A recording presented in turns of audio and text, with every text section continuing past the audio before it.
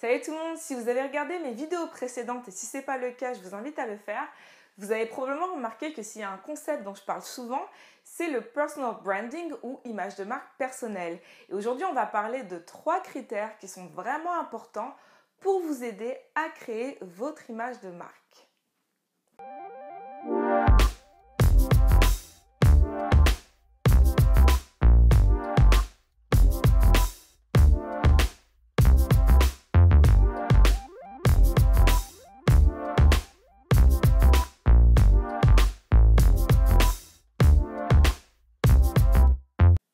Alors, critère numéro 1, ça va être l'expertise.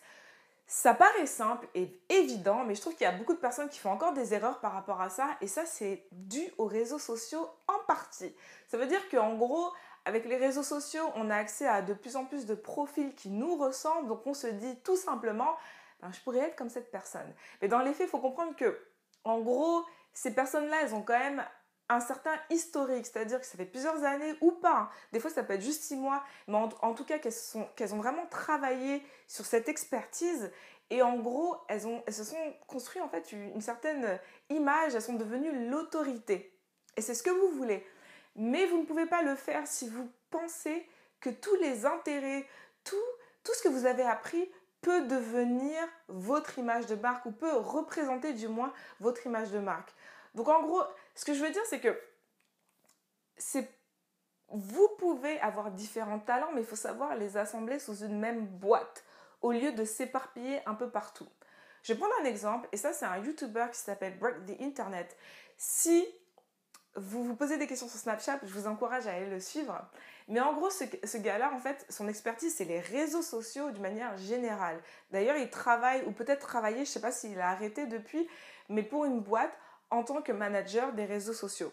Mais lui, sa spécialité, c'est Snapchat. Et quand vous allez sur son compte YouTube, vous allez voir qu'il poste que des vidéos sur Snapchat. En tout cas, à 99%. Des fois, c'est vrai que des fois, il va parler d'autres réseaux sociaux, mais il ne le fait pas de manière vraiment récurrente. Sa spécialité, c'est Snapchat. Et donc, lui, il est devenu une autorité par rapport à Snapchat. Et sachant qu'aujourd'hui, c'est quand même une plateforme qui fait beaucoup de bruit, il a quand même eu du pif quand même, on va dire ce qui est.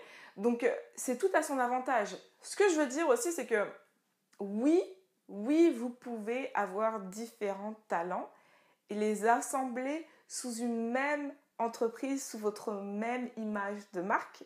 Et moi, c'est ce que j'ai fait. Donc à titre d'exemple, je suis journaliste, oui, et j'ai toujours voulu travailler dans la communication en plus de ça, mais je ne savais pas vraiment quoi faire. Donc au départ, j'étais publiciste, j'ai pas aimé ça. J'ai fait les relations de presse, j'ai pas aimé ça non plus. Oui, non, ce n'est pas la même chose. Et ce qui s'est passé, c'est que tout bêtement, en tant que journaliste, donc quand j'organisais des photoshoots pour mon magazine qui s'appelle Mad Juicy, ce qui s'est passé, c'est que y a des gens avec qui je travaillais, à savoir des créatifs, des entrepreneurs en ligne, qui ont commencé à me poser des questions et j'ai commencé à les aider. Et ces personnes-là, lorsqu'elles ont vu un résultat, elles en ont parlé à d'autres personnes et c'est comme ça que tout simplement un business s'est créé. Ok ? Donc, sous la pomme, si je peux dire, de la communication, j'ai réussi à créer un business. C'est-à-dire que mes atouts en tant que journaliste, je vais pouvoir les utiliser, notamment pour cette chaîne YouTube où je vais pouvoir donner des cours sur la présentation, sur comment être à l'aise devant la caméra, etc., etc. Donc oui, on peut assembler chacun des intérêts, des passions. Et c'est surtout ça. En fait, c'est une passion que vous devez avoir par rapport au sujet que vous abordez. Vous pouvez les assembler ensemble, mais il faut le faire d'une façon stratégique et devenir une autorité. Et ça peut prendre du temps. Devenir une autorité dans la filière. Critère numéro 2, ça va être d'avoir une idée claire. Encore une fois, ça peut paraître simple et bien évident, mais dans les faits, il y a encore beaucoup de personnes qui font des erreurs par rapport à ça. Je vais vous donner un exemple tout bête. J'ai déjà une cliente qui m'a dit j'ai envie de faire un blog. Et moi, ma première question, c'était un blog de quoi ? Oh, un blog de mode. Oui, mais bon, il y a quand même 1 million de personnes qui font des blogs de mode. Au bout d'un moment, il faut quand même apprendre à avoir vraiment une idée claire pour pouvoir mieux cibler. Et quand vous avez une idée beaucoup plus claire, ce qui va se passer, c'est que vous allez avoir beaucoup plus de visites aussi sur votre site ou bien sur votre plateforme, peu importe ce que vous utilisez. Donc en gros, je vais vous donner un exemple tout bête. Mettons, vous êtes un on va dire un blogueur, pareil, ok. Un blogueur homme qui va me dire je vais faire un blog de mode, donc non, je vais lui dire c'est pas suffisant.